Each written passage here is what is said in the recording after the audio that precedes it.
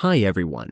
In this tutorial, we will show you how to add a login page in Wix so visitors can create accounts and access members-only content. This is perfect for websites that offer subscriptions, courses, or exclusive resources. Let's say we have another editing page open.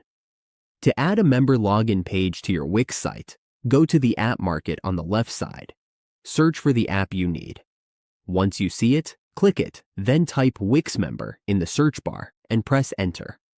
Click this option and add it to your site. Wait for it to load. As you can see, it is now being added to our Wix site. Please wait until it finishes loading so we can complete the process. Once it's ready, we will see the login page. We can now add this to our website. To finish, click Publish. And that's how we add a login page in Wix in just a few simple steps.